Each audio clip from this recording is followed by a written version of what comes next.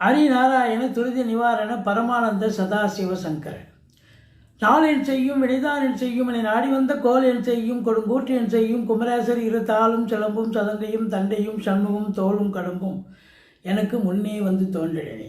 ஓம் அனுமந்தாய வித்மகே வாயு புத்திராய தீமகே தந்தனோ மாருதி பிரச்சோதியார். பட்டீஸ்வரம் ஸ்ரீ விஷ்ணு துர்க்கையை போற்றி.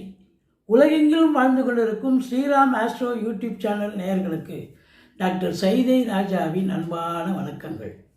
நாம் இப்பொழுது இந்த எபிசோடில் வார ராசி பலன்கள் ஜூன் 15ஆம் தேதி முதல் 21ஆம் தேதி வரைக்கும் உள்ளடக்கிய நாட்களுக்கு கிரகங்கள் எப்பேற்பட்ட பலனை வழங்கப் போகிறது என்பதை பார்க்கலாம் வாங்க.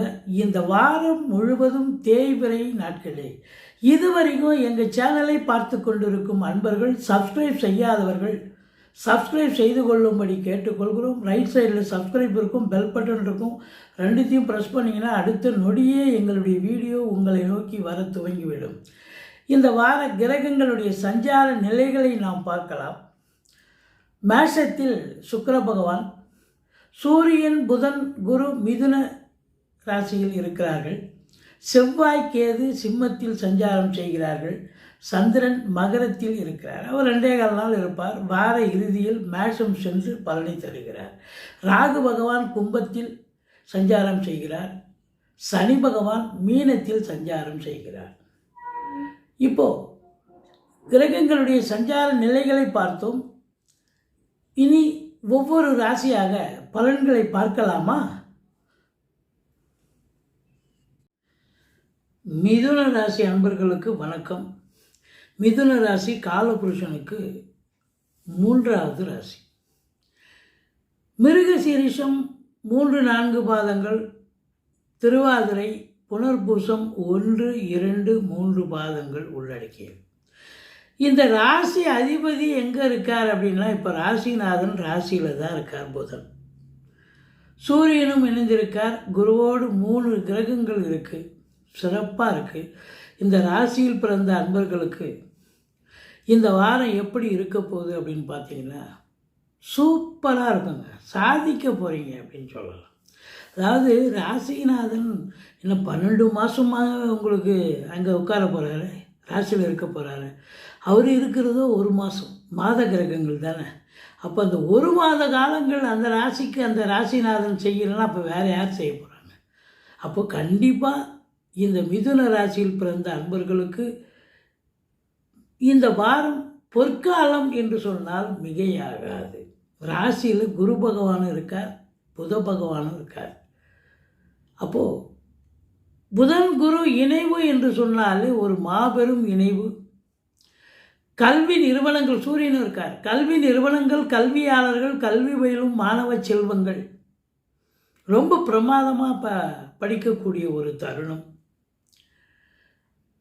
கௌரவம், புகழ், அந்தஸ்து, செல்வம், செல்வாக்கு, தன்னம்பிக்கை ஏற்படக்கூடிய ஒரு காலம்.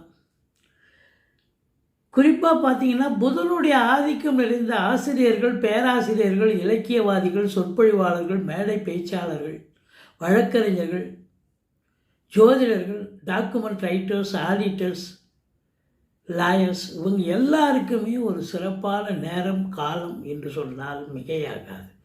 சாதிக்கக்கூடிய ஒரு நேரங்க. ராசிநாதன் ஆட்சி பெற்றாலே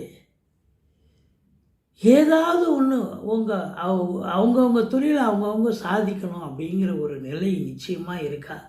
கண்டிப்பாக இருக்குது. அதுவும் புதனோடு இணைஞ்சு இருக்கிறதுங்கிறது, அதாவது புதன் குரு இணைஞ்சு இருக்கிறதுங்கிறது ரொம்ப சிறப்பு. 7ஆம் வீட்டை குரு பார்க்கிறார். திருமண வயதில் இருக்கும் இந்த மிதுன ராசி அன்பர்கள் ஆணாக இருந்தாலும் சரி, பெண்ணாக இருந்தாலும் சரி, திருமணம் கைகூடி வரும். கணவன் மனைவி ஒற்றுமை, சந்தோஷம், குதூகலம் ஏற்படும்.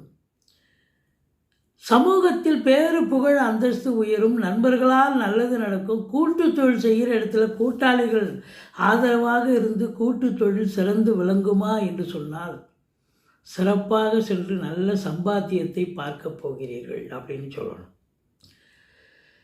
3ஆம் இடம் செவ்வாய் இருக்கிறார், கேதுவும் இருக்கிறார். அப்போ இளைய சகோதர சகோதரிகள் உங்களுக்கு அகைன்ஸ்டாக இருக்கக்கூடிய காலம்.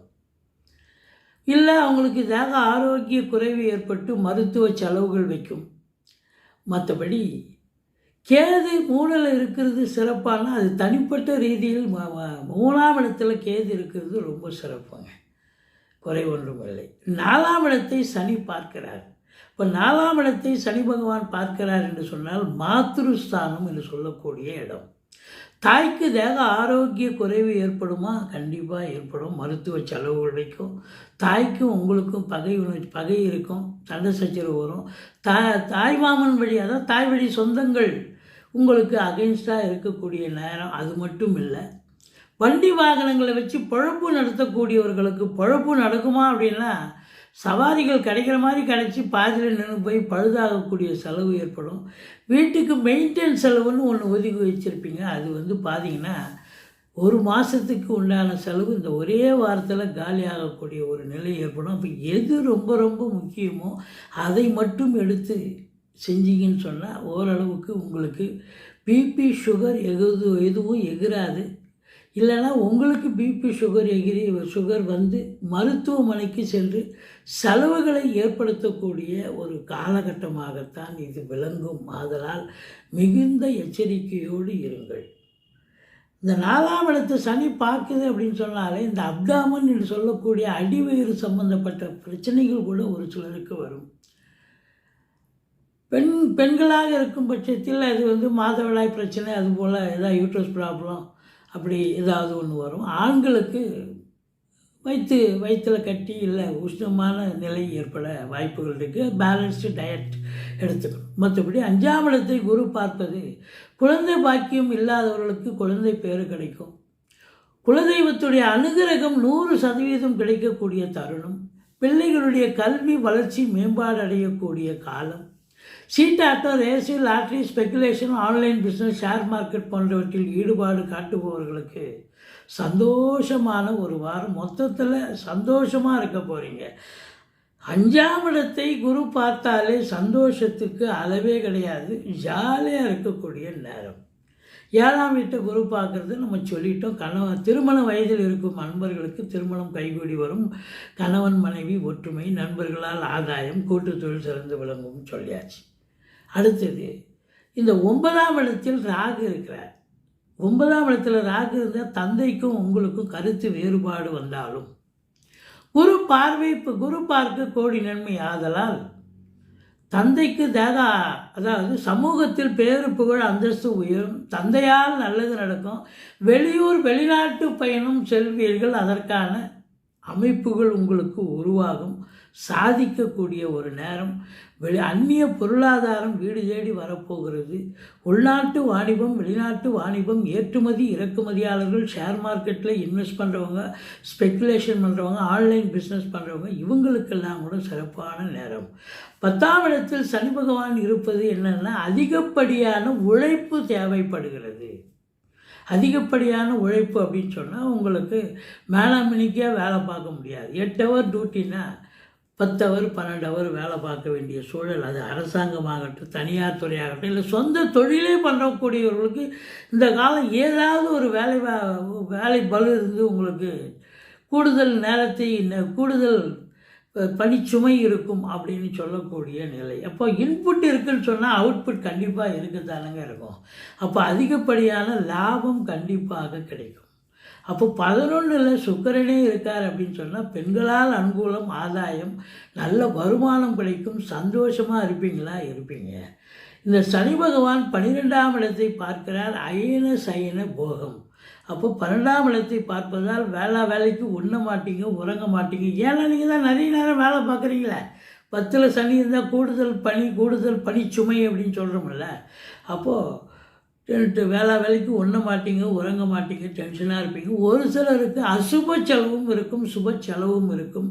மற்றபடி இந்த மிதுன ராசியில் பிறந்தவர்களுக்கு 15ஆம் தேதி 16ஆம் தேதி சந்திராஷ்டம நாட்கள் வருவதால் சூதனமாக நடந்துக்குங்க. சந்திராஷ்டமம்னு சொல்லிக்கிங்க. வேலை பார்க்குற இடத்துல எந்த பிரச்சனையும் வராது. ஓரளவுக்கு அனுசரித்து போவீங்க, விட்டு விட்டு போவீங்க அப்படின்னு சொல்கிறோம்.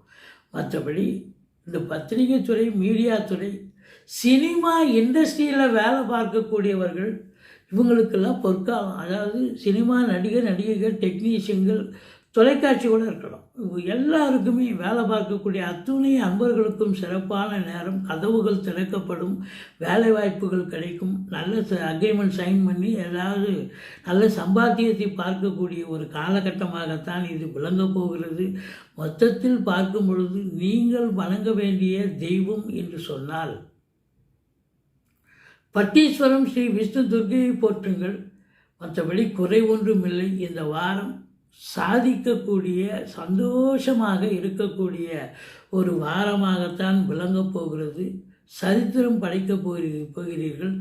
நன்றி. வாழ்க வளமுடன்.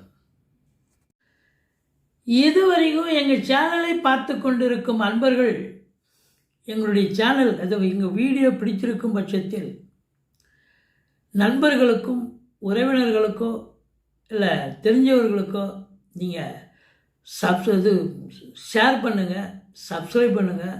மறக்காமல் சப்ஸ்கிரைப் பண்ணுங்கள். நன்றி. வாழ்க வளமுடன்.